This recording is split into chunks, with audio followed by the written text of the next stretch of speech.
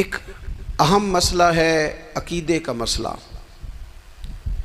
جس بندے کا کوئی عقیدہ نہیں نہ ہوتا، کوئی نظریہ نہیں ہوتا، کوئی اس شخص کا خاص مزاج نہیں ہوتا سمجھنے والا، ماننے والا، وہ بندہ بھی بیچارہ کوئی زندگی کا لطف نہیں اٹھا پاتا۔ اس کا کوئی نظریہ ہی نہیں ہے، کوئی سوچ ہی نہیں ہے، کوئی اس کی فکر ہی نہیں ہے اس نے کس طرف جانا ہے۔ عقیدہ نہ ہو بندے کا، یعنی دنیا میں معاذ اللہ کچھ ایسے لوگ پائے جاتے ہیں جو سرے سے اللہ تعالیٰ کوئی نہیں مانتے، زندگی کیسے گزرے گی؟ وہ اپنی توجہات کا قبلہ کسے بنائیں گے؟ اور پھر دنیا میں کچھ لوگ ایسے گزرے جو کئی خداؤں کے قائل، کئی اور پھر اہل عرب کا تو یہ حال کہ 360 بتوں کے سامنے جھکتے۔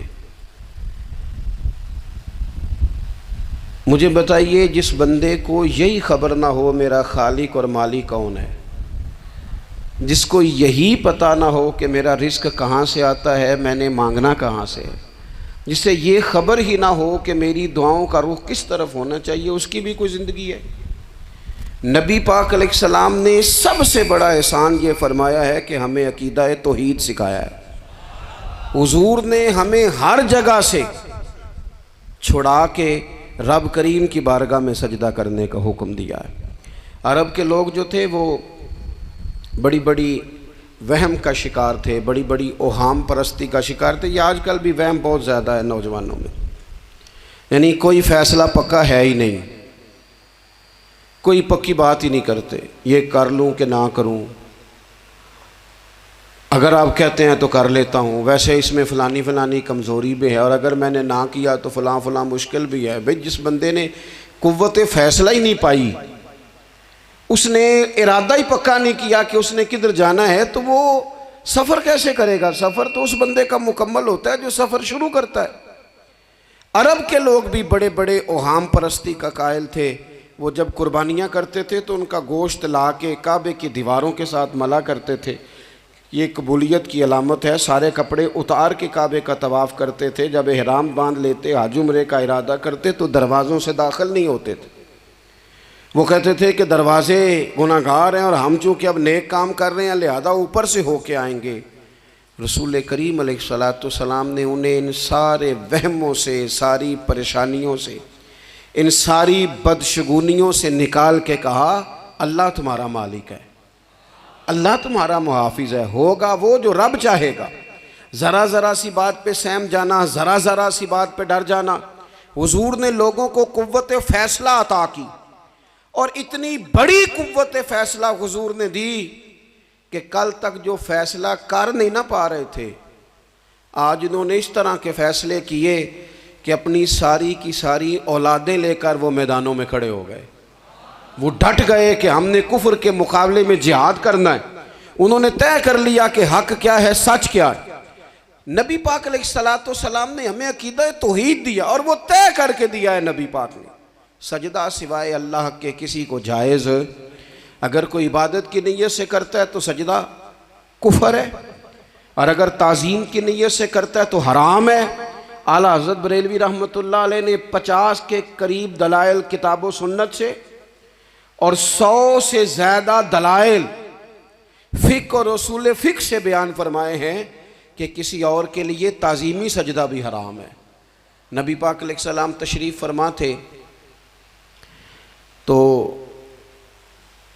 کچھ جانوروں نے آ کے حضور کے قدموں پہ سجدہ کیا، پیش نظر ہے وہ نوبہار، اور سجدے کو دل ہے بے قرار، روکیے سر کو روکیے، یہی تو امتحان ہے۔ کچھ جانوروں نے جب سجدہ کیا تو صحابہ عرض کرنے لگے، یا رسول اللہ صلی اللہ تعالیٰ علیہ وسلم ہمارا بھی دل کرتا ہے۔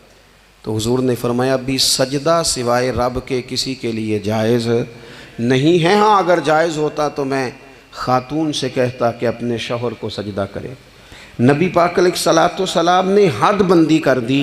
اور پھر دیکھیں، یہ جو ہم میلاد مناتے ہیں نا، یہ میلاد اللہ تعالیٰ کی توحید کا بہت بڑا اعلان ہے۔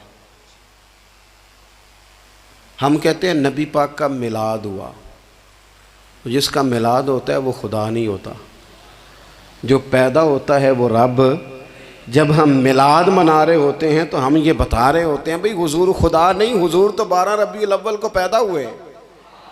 تو جو پیدا ہو، رب پیدا، لم یلد ولم یولد، اللہ تبارک و تعالیٰ پیدا نہیں ہوتا، مالک تو ازلی ابدی شانیں رکھتا ہے۔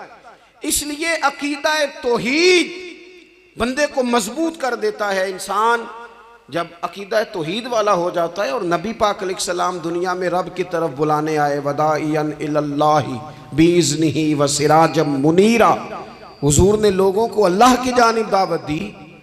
جب انسان توحید والا ہو جاتا ہے تو مضبوط ہو جاتا ہے، وہ کسی سے نہیں ڈرتا، وہ سمجھتا ہے ہونا تو وہ ہے جو میرا رب چاہے گا، مجھے پریشان ہونے کی ضرورت کیا ہے۔ پھر اس کا بھروسہ بھی اللہ تعالیٰ پر، اس کی امیدیں بھی اللہ رسول سے، اس کی توجہات کا قبلہ بھی سارا ادھر ہی۔ تو حضور نے لوگوں کو عقیدہ دیا، مضبوط کیا۔ رسول پاک صلی اللہ تعالیٰ علیہ وسلم نے ذہنوں کو پختگی عطا فرمائی۔ تو سب سے بنیادی چیز حضور کا جو احسان ہے وہ عقیدہ ہے۔ پھر بعض خاص طبقات پر حضور نے خاص احسان کیا۔ آج بھی پوری دنیا میں ڈنڈورا پیٹا جاتا ہے عورتوں کے حقوق کا، پوری دنیا کے اندر، اور بعض لوگ عورتوں کو بڑا دھوکہ دیتے ہیں، کہتے ہیں تمہیں حق نہیں ملتے لہٰذا تم سڑکوں پہ آ جاؤ، معاذ اللہ، تمہیں حق نہیں ملتے لہٰذا تم معاذ اللہ بازاروں کی رونق بن جاؤ۔ عورتوں کو بڑا پریشان کیا جاتا ہے حقوق کے تعلق سے۔ نبی پاک علیہ السلام کی آمد سے پہلے کوئی خاتون کے ساتھ سلوک اچھا نہیں کیا جاتا تھا، اس کا کوئی جائیداد میں حصہ نہیں تھا۔ عورت کا خامد اگر فوت ہو جاتا تو وہ اپنے سسرال کے خاندان کی پراپرٹی بن جاتی معاذ اللہ، اور جس کے مرضی چاہے سپرد کر دیتے۔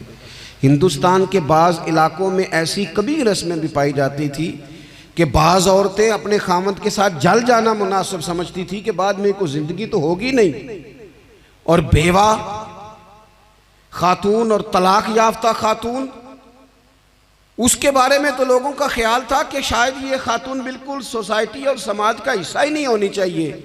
قربان جائیں، یہ اعزاز میرے نبی پاک نے دیا ہے۔ حضور نے پہلی شادی ہی اس خاتون سے کی ہے جن کا پہلے بھی نکاح ہو چکا تھا، اور خاتون کو حضور نے حقوق دیے، جائیداد میں حصہ دیا۔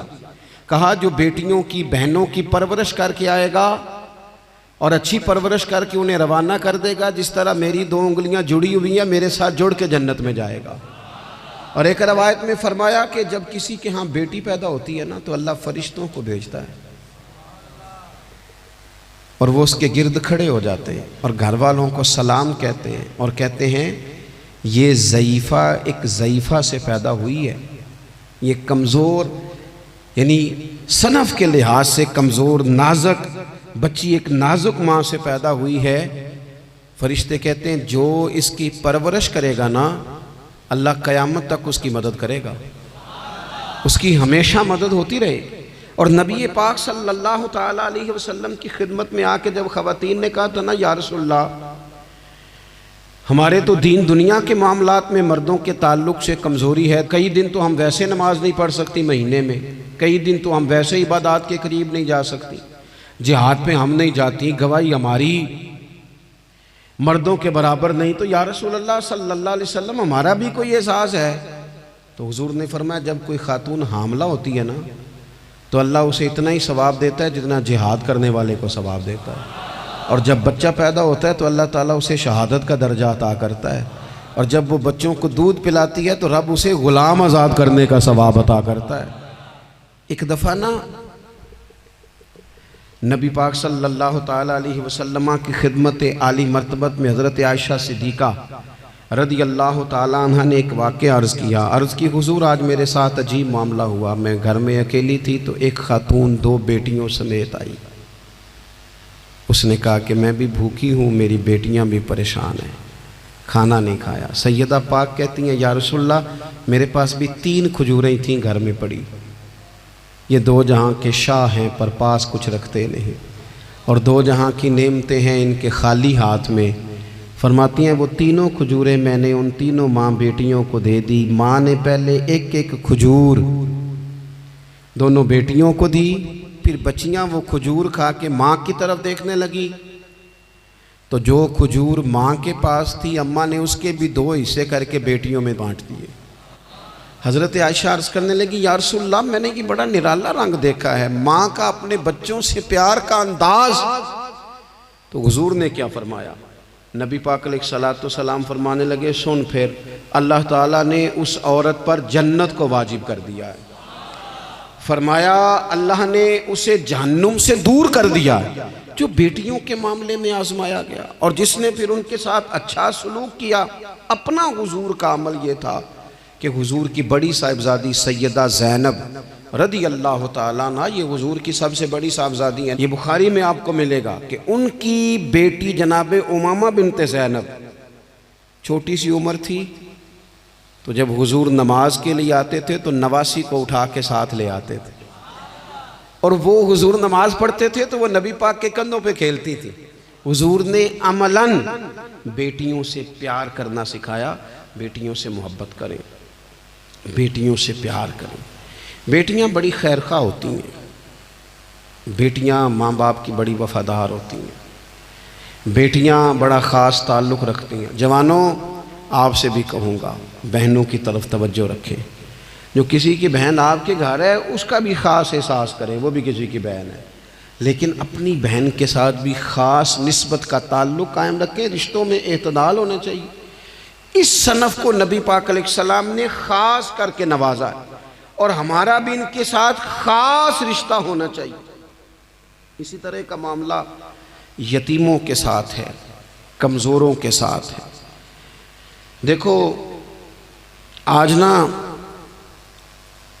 ہمارے ہاں کمزوروں، غریبوں، مسکینوں، یتیموں کی مدد تو کی جاتی ہے، لیکن انہیں لوگ اپنے ماحول کا حصہ نہیں بناتے۔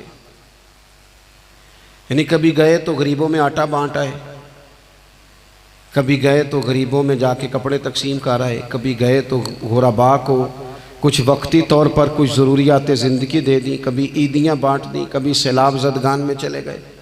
غرباء کو کچھ نہ کچھ صدقات تو دے دیے جاتے ہیں، ان پر کچھ خیرات تو کر دیا جاتا ہے، لیکن انہیں سوسائٹی کا ماحول کا حصہ نہیں بنایا جاتا۔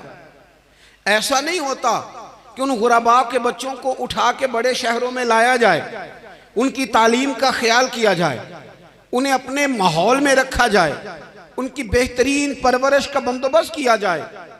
کائنات میں بڑے لوگوں نے کام کیا ویلفیئر کا، بڑے لوگوں نے غریبوں کے ساتھ تعاون کیا، بڑے لوگوں نے محبت کی، سب قابل تعریف ہے، لیکن ہم نے یہ کیا کہ ان کی امداد تو کی، لیکن ان کی محرومیوں کا ازالہ نہیں کیا۔ اور وہ امداد لے رہے تھے تو ان کی پچھلی نسل بھی امداد لے رہی تھی، یہ نسل بھی امداد لے رہی، اور خدا نہ کرے کہ اگلی نسل کو بھی امداد لینا پڑے۔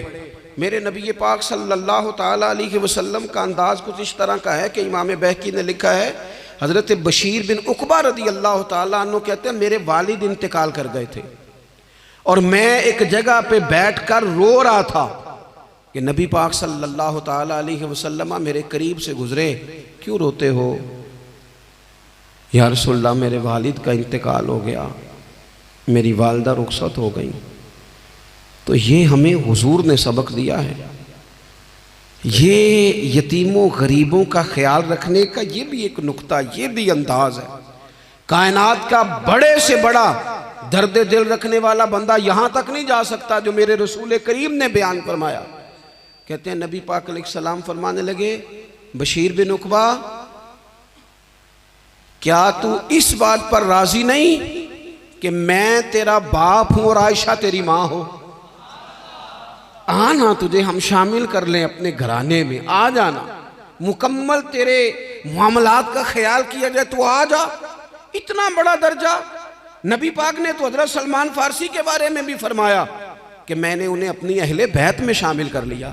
رسول اللہ صلی اللہ تعالیٰ علیہ وسلم غرباء کے لیے، مساکین کے لیے، یتیموں کے لیے، ناداروں کے لیے جو خاص احسان بن کے آئے، وہ یہ والا لہجہ نہیں کہ ہم مطمئن ہو گئے کہ ٹھیک ہے ہم گئے تو تھے، اتنے پیکٹ بانٹ تو آئے، اتنا کچھ ہم نے دے تو دیا، فلانا کام کر تو لیا، اور وہ بھی کب تک کیا جب تک خبریں تیز تھیں۔ ہمارے ملک میں سیلاب آیا، میڈیا نے خبر دی، شور ہوا، لوگوں نے بڑی کوشش کی، الحمدللہ بڑے اچھے جذبات کا اظہار کیا، ڈھیر سارے لوگ وہاں گئے۔ میں آپ سے پوچھتا ہوں کہ کیا سیلاب زدگان سارے اپنے اپنے گھروں میں چلے گئے؟ ان کے گھر بن گئے، لیکن ہمارے جذبے کیوں ٹھنڈے ہو گئے؟ اس لیے کہ خبریں ٹھنڈی ہو گئی۔ ہم تو چلتے ہیں ٹرینڈ کے ساتھ کہ آج کل ٹرینڈ کیا ہے، اگر خبر ادھر کی ہے تو ذوق ادھر کا ہے، خبر ادھر کی ہے تو ذوق ادھر کا ہے۔ دیر پا کام کرنا اور خاص جذبات پیدا کرنا ان لوگوں کے لیے۔ حضرت سیدنا عبداللہ بن ابی اوفا رضی اللہ تعالیٰ عنہ روایت کرتے ہیں، ایک یتیم بچہ آیا تھا، اس نے عرض کی حضور میری ماں بھی بھوکی ہے اور میری ایک ہمشیرہ ہے وہ بھی بھوکی ہے، اے روٹی دا دکھ نہ پوچھو، روٹی تے بندہ کھا جاندی دے۔ یہ جو بھوک ہوتی ہے نا، بھوک، بہت سارے لوگ نا، میں ایک شادی میں تھا تو وہاں ایک دو لوگ کھانا کھا رہے تھے، تو بعض لوگ انہیں دیکھ دیکھ کے مذاق کر رہے تھے، ویڈیو بنا رہے تھے، کہتے دیکھو کھانا ہی نہیں آتا، کیا انداز ہے، سارا ان کا منہ جو ہے وہ کھانے سے بھر گیا، ہاتھ دیکھو کہاں تک ان کے لتھڑ گئے، کیا انداز ہے۔ تو میں نے کہا تم ان کے کپڑے بھی تو دیکھو نا، انداز، بیٹھنا اٹھنا، کپڑے پہننا، یہ غریبی کا پتہ دیتے ہیں۔ بھوک جب تیز لگی ہو پھر کھانے کے آداب لوگوں کو یاد نہیں رہتے۔ غربت نے میرے بچوں کو تہذیب سکھا دی، اب وہ سہمے ہوئے رہتے ہیں، شرارت نہیں کرتے۔ وہ عزیز، ہوتا یہ ہے کہ جب انسان کو بھوک شدید لگی ہو نا، پھر اسے ڈاکٹر کی ہدایات نہیں یاد رہتی، پھر تو پیٹ کی آگ بجھانے کو لوگ دوڑتے ہیں۔ تو کہتے ہیں اس بچے نے آ کے عرض کی، یا رسول اللہ صلی اللہ تعالی علیہ وسلم، ماں بھی بھوکی ہے، بہن بھی بھوکی ہے۔ حضور نے نا اسے 21 کھجوریں عطا فرمائیں، فرمایا 7 تیری، 7 تیری بہن کی، 7 تیری والدہ کی، اور یہ حضور نے 21 کھجوریں دی ہیں، یہ نبی پاک نے 21 دی ہیں۔ ہاں یہ حضور نے 21 دی، اور حضور تو اشارہ بھی کر دینا تو پھر روٹی ساری زندگی ختم نہیں ہوتی۔ وہ حضرت ابو ہریرہ کو بھی ملی تھی، فرماتے ہیں میں کئی سال کھاتا رہا، 1 کلو کھجوریں تھی پر ختم ہی نہیں ہوئی۔ 21 کھجوریں حضور نے دیں۔ حضرت معاذ ابن جبل رضی اللہ تعالیٰ عنہ اٹھے اور دوڑ کے جا کے نا اس یتیم کے سر پہ ہاتھ پھیرا اور کہنے لگے، پتر اللہ تجھے اپنے والد کا جانشین بنائے۔ تو حضور فرمانے لگے، معاذ یہ تم نے کیا کیا؟ عرض کی حضور اس بچے کی بات سن کے میرا دل بھر آیا ہے، محبت نے انگڑائی لی ہے تو میں نے یتیم کے سر پہ ہاتھ پھیرا ہے۔ یہ دیکھو حضور کا رشتہ۔ نبی کریم فرمانے لگے، سن پھر، جس نے کسی یتیم کے سر پر محبت سے ہاتھ ہی پھیر دیا نا، تو اللہ ہر بال کے بدلے اسے ایک نیکی بھی عطا کرے گا، ایک گناہ بھی معاف کرے گا، اور ایک درجہ بھی بلند فرمائے گا۔ چلو ہاتھ ہی پھیر دیا، تو نے کچھ تو کیا یتیم کے ساتھ، تیرا کوئی تو اس سے رشتہ ہوا۔ اور تیسرا طبقہ ہے غلاموں کا، مسکینوں کا، غریبوں کا۔ میں اور آپ اس ملک میں رہتے ہیں جہاں کچھ لوگوں کو کھانا بھی نہیں وقت پہ ملتا، اور کچھ لوگ 5 لاکھ روپیہ گاڑی کا اس لیے اضافی دے دیتے ہیں کہ مجھے ذرا نا نیو ماڈل جلدی چاہیے۔ یعنی ایک طرف ملک کی حالت یہ ہے کہ بعض لوگوں کے پاس پیسے نہیں ہیں کہ بچوں کی فیس بھر سکیں، لیکن دوسری طرف حال یہ ہے کہ نئے ماڈل کا موبائل اگر مارکیٹ میں آتا ہے تو وہ ختم ہو جاتا ہے، ملتا ہی نہیں، وہ شارٹ ہو جاتا ہے۔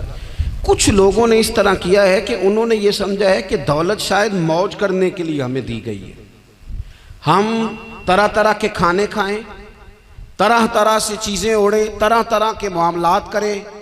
انہوں نے یہ طے کر لیا ہے۔ اس کا نقصان کیا ہوا ہے؟ اس کا نقصان یہ ہوا ہے کہ کچھ لوگ غربت کی سطح سے نیچے آ گئے ہیں بیچارے۔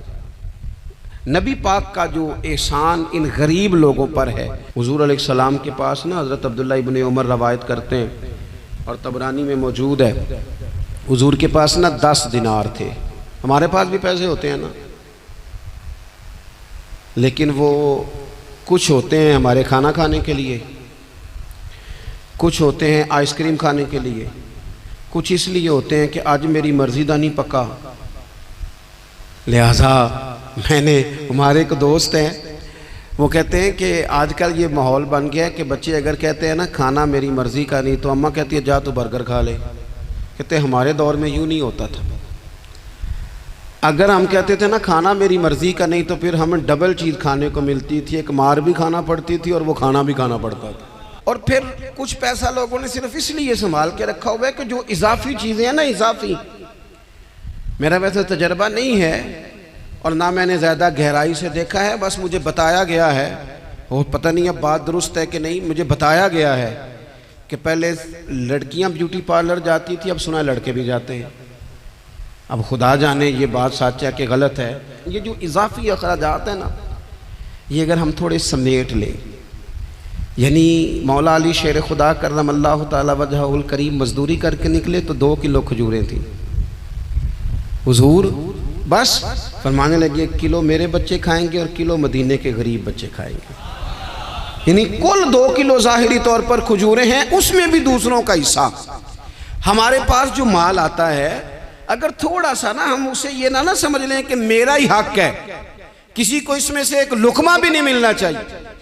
اگر ہم تھوڑا سا نا دل کشادہ کریں تو 3 لوگوں کا کھانا 4 بھی کھا سکتے ہیں، 4 کا کھانا 5 بھی کھا سکتے ہیں، 6 کا کھانا 7 کا کھانا 10 بھی کھا سکتے ہیں. شرط یہ ہے کہ دل کشادہ ہو. دل دریات سمندروں ڈونگے کون دلاں دیا جانے، تھوڑی سی نا کشادگی پیدا کی جائے. حضرت عبداللہ ابن عمر کہتے ہیں نبی کریم علیہ السلام کے پاس نا 10 دینار تھے. ویسے تو کائنات ہی میرے نبی کی مٹھی میں ہے، لیکن ظاہری طور پر 10 دینار تھے. حضور ایک دکان پہ گئے، 4 دینار کا حضور نے ایک جوڑا خریدا، کپڑے خریدے. وہ قمیض حضور نے پہنی تو ایک انصاری آگے بڑھ کے عرض کرنے لگے حضور میرا بڑا دل کر رہا ہے، یہ مجھے نہیں دے دیتے آپ؟ تو حضور خوش ہو گئے. یہ میرے محبوب کا دروازہ ہے کہ جب کوئی مانگتا ہے تو حضور خوش ہو جاتے ہیں. نبی کریم سے مانگا اس شخص نے تو حضور خوش ہو گئے، اور محبوب نے وہ کرتا وہ کپڑے اتار کے اس انصاری کو عطا کر دیے، اور 4 دینار کے اور خرید لیے، باقی بچے 2 دینار. نبی کریم وہ لے کے نکلے، رخصت ہوئے گھر جانے کے لیے، تو رستے میں خاتون کو روتے ہوئے دیکھا. حضور رک گئے، فرمایا کیوں رو رہی ہو؟ عرض کرنے لگی یا رسول اللہ صلی اللہ تعالی علیہ وسلم میں فلاں آدمی کی کنیز ہوں، نوکرانی ہوں، اس نے آٹا لینے بھیجا تھا 2 دینار کا، وہ 2 دینار گم ہو گئے. حضور نے 2 دینار اسے عطا کر دیے. وہ دیے تو وہ پھر رو رہی تھی. فرمایا اب کیوں روتی ہو؟ کہنے لگی یا رسول اللہ ڈرتی ہوں دیر بڑی ہو گئی یا مار ہی نہ پڑے. تو حضور نے فرمایا چل نہ میں تیرے ساتھ چلتا ہوں.